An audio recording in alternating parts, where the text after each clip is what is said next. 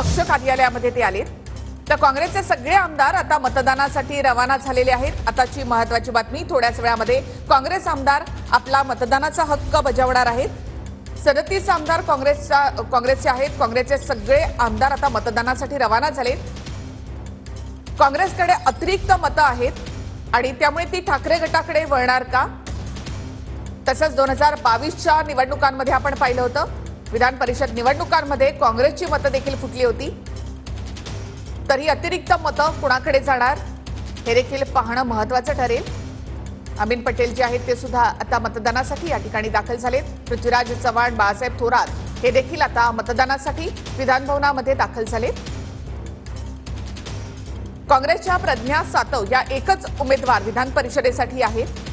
अतिरिक्त जी मतं आहेत ती ठाकरे गटाकडे जाण्याची शक्यता। तर काँग्रेसचे सगळे आमदार हे मतदानासाठी आता रवाना झाले।